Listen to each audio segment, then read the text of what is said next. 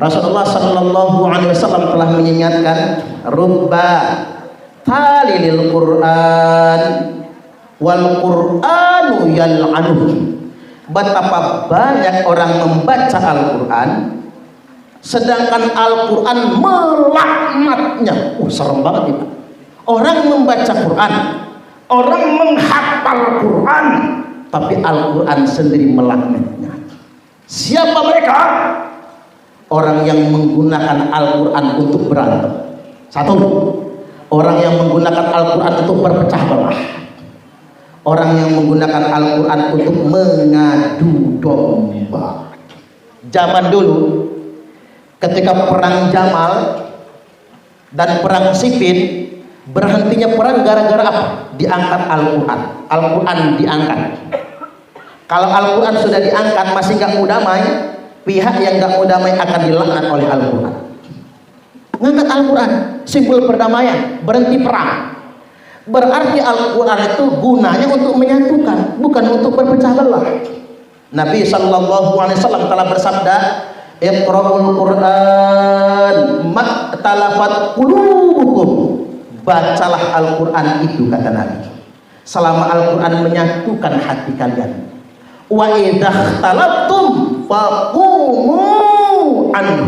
Tapi awas, kata Nabi, kalau kalian menggunakan Al-Quran untuk berselisih, menggunakan Al-Quran buat berantem, menggunakan Al-Quran buat perang dan berpecah belah, faqumu anhu. Berdiri, pergi, tinggalkan Al-Quran. Karena kalau tidak, maksudnya menjauh dari Al-Quran itu, karena kalau kalian tidak menjauh, Al-Quran akan melaknat kalian semua. Nah dulu Bapak Ibu, di zaman sahabat, ada orang yang mengangkat Al-Quran di atas kepala, tapi tujuannya untuk memecah belah. Namanya kelompok Khawarij. Apa slogan mereka? La hukma illa lillah, la hukma illa lillah. Tidak ada hukum kecuali hukum Allah, tidak ada hukum kecuali hukum Allah. Tegakkan syariat Islam, tegakkan hukum Allah. Mereka mengatakan la hukma illa lillah. Ini zaman sahabat. Tapi mereka bukan benar-benar menegakkan hukum Allah, tapi mereka gunakan Al-Quran untuk melawan pemerintah yang sah, untuk melawan negara. Makanya muncul Zulhuwaisirah, hafal Quran 30 juz tapi menjadi anjing neraka. Abdurrahman bin Muljam dan ribuan kelompok mereka, karena mereka menggunakan Al-Quran untuk melawan pemerintah yang sah.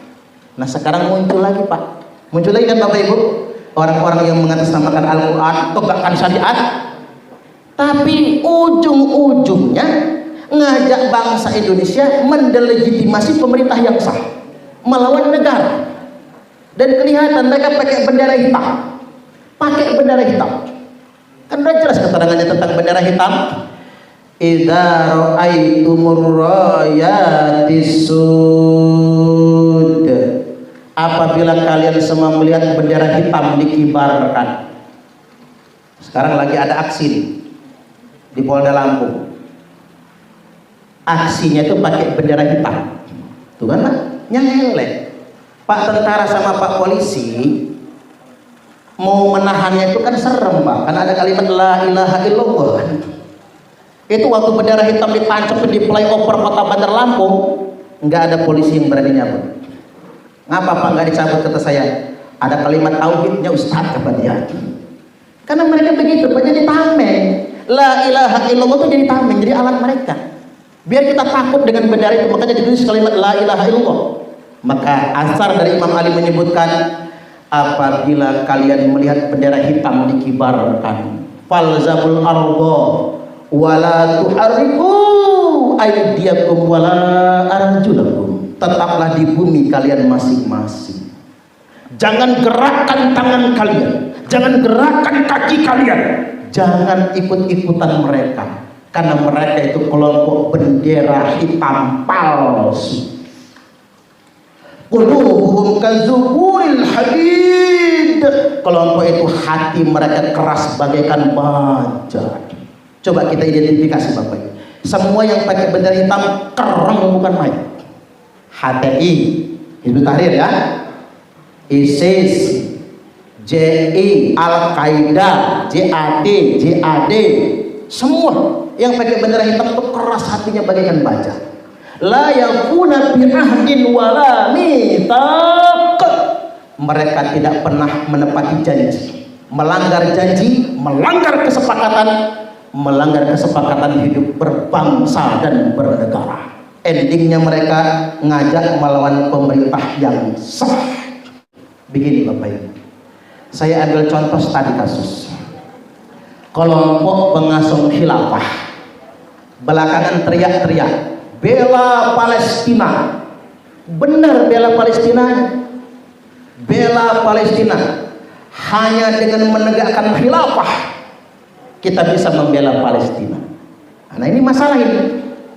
Lalu dia mengatakan begini, ayo kita tegakkan khilafah agar kita bisa membela Palestina. Lalu mereka mengatakan negara kita ini negara kafir, Indonesia ini negara kafir. Yang teriak-teriak bela Palestina ini, emang dia sudah berbuat apa untuk Palestina itu Pak? Belum ada yang dia lakukan buat Palestina kan? Paling banter ngumpulin bantuan donasi ke Palestina, tapi nggak nyampe semuanya. Sebagian besarnya masuk kantong. Ini fakta loh. Makanya kalau nyumbang ke Palestina jangan pakai lembaga non pemerintah. Hanya dua yang terjamin kalau nyumbang ke Palestina, lewat pemerintah Republik Indonesia atau kedutaan besar Palestina yang ada di Indonesia. Itu yang nyampe Bapak Ibu. Indonesia sudah berbuat banyak untuk Palestina. Kita bikin sekolah di sana, kita bikin rumah sakit di sana, bantuan terus dikirim ke Palestina, dan Indonesia punya komitmen Pak. Sampai hari ini Indonesia adalah negara yang tidak mengakui Israel. Hebat Indonesia ini. Nah kelompok-kelompok yang membangga-banggakan Turki itu mengakui negara Israel. Yang biasa membangga-banggakan Erdogan, tahu Erdogan kan? Kelapa muda kan begitu. Oh Erdogan, Jokowi dicaci maki, Erdogan dibangga-banggakan. Padahal Pak Jokowi komitmen dengan Undang-Undang Dasar 1945 di pembukaan alinea pertama, kita menentang segala macam bentuk penjajahan di muka bumi. Ini Indonesia luar biasa Bapak Ibu. Nah kita sudah berbuat banyak. Yang teriak-teriak khilafah emang apa yang dilakukan? Paling banter tadi ngumpulin donasi, tapi ujung-ujungnya untuk kegiatan terorisme. Kan itu yang diendus oleh PPATK. Ada banyak lembaga pengumpul donasi, malah tujuannya disimpangkan dananya. Termasuk kemarin Pak, Yayasan Abdurrahman bin Auf yang di Lampung, geger kan Lampung gara-gara Yayasan Abah donasi tapi tidak pernah masuk kepada tujuan, tapi justru digunakan untuk kepentingan teroris. Banyak yang tertangkap kemarin gara-gara Yayasan Abah itu. Nah marilah, mereka mengatakan khilafah lalu mengkafirkan negaranya sendiri. Lalu mereka berusaha menggebosi negara kesatuan Republik Indonesia dengan cara apa? Satu, merekrut orang sebanyak-banyaknya demi menyebarkan paham khilafah wajib, NKRI sistem tauhid. Dua, tolakun nusrah. Apa itu tolakun nusrah? Nyusup ke TNI. Ada Pak TNI yang sudah terpapar paham khilafah? Ada. Nyusup ke polisi? Ada. Polisi yang sudah terpapar paham khilafah. Nyusup ke PNS, nah aparatur sipil negara banyak Pak. Tak ceramain begini kemarin di Masjid At-Tanwir kantor gubernur, ada sekitar 5 PNS balik badan pulang. Ada yang pulang nggak? Kalau pulang ditandai sama Pak Nanang, awas loh ya. Betul Pak, ini PNS loh. Mereka mengkafir-kafirkan negara ini, tapi mereka sendiri ikut paham begitu. Mereka sendiri jadi PNS. Maaf, saya ambil contoh sederhana aja. Umpama belum khilafah, dia jadi pengikutnya Khalid Basalamah, tapi dia PNS. Salah itu. Mengapa salah? Khalid Basalamah mengatakan bayar pajak itu haram, pemungut pajak masuk neraka. Anna sohibal maksi finnar, sesungguhnya yang mengutin pajak masuk neraka. Nah, dispenda masuk neraka semua ini. Bener itu, sampai ketua RT masuk neraka, suka bagian PBB soalnya. Nah itu yang ngaji-ngaji sama Khalid Basalamah bayar pajak haram, dia cukai haram, dia pikir membangun jalan itu pakai duit apa ya? Padahal al-maksu atau mukus dalam hadis itu bukan pajak Bapak Ibu, tapi pungutan liar. Makanya hati-hati kita ngaji. Kita kadang kontradiktif, ikut kelompok khilafah tapi jadi PNS. Nah ini namanya talabun nusrah. Mereka masuk ke partai Bapak Ibu agar menjadi legislator, anggota dewan, yang tujuannya begitu. Ketika mereka sudah menguasai semua lini, mereka akan melakukan coup. Kalau dalam bahasa PKI itu coup, pemberontakan. Satu, revolusi damai. Dua, revolusi militer. Kalau revolusi damai, demo besar-besaran sampai kolaps nanti republik ini, ganti pemerintahan. Atau yang kedua, revolusi militer. Tapi ingat, cara revolusi kekerasan hanya dengan cara merekrut jenderal-jenderal militer. Itulah kerjaan mereka. Hati-hati Bapak Ibu. Sekarang begini, saya ambil logika sederhana buat ibu-ibu. Mengapa Israel itu negaranya kecil? Kecil banget. Jadi kalau orang se-Indonesia ini meludah ke Israel, Israel jadi lautan ludah. Saking kecilnya Israel. Negara Israel kecil dikepung 21 negara Arab.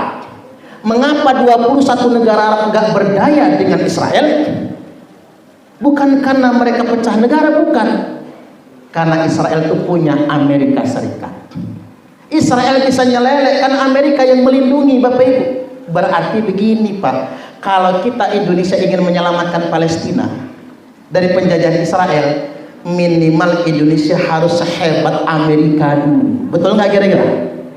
Kalau Indonesia sehebat Amerika politiknya, persenjataannya sehebat Rusia, ekonominya sejago Cina, Indonesia bisa nolong Palestina Bapak Ibu. Palestina merdeka, Israel tidak akan bisa menjajah lagi. Cuman kita digembosi Pak, atas nama agama orang melawan pemerintah yang sah, lalu kita chaos, Indonesia bobrok.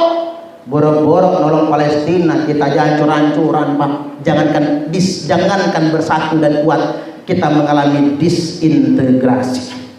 Terakhir Bapak Ibu begini, bahwasanya kalau kita ingin nolong Indonesia harus besar. Nah kalau Indonesia ini Bapak Ibu berjaya dan tidak ada konflik, tidak ada pertentangan, insya Allah proyeksi Presiden Jokowi tahun 2045 nanti Indonesia menjadi negara yang sejajar dengan negara maju di dunia internasional. Allahumma amin, amin ya rabbal alamin. Baik, demikian dari saya, kurang lebihnya mohon maaf dan kepada Allah Ta'ala mohon ampun. Nanti silahkan ulasan lengkapnya bisa disimak di channel YouTube. Mudah-mudahan ini semua bermanfaat. Wallahul muwaffiq ila aqwamit thoriq. Wassalamualaikum warahmatullahi wabarakatuh.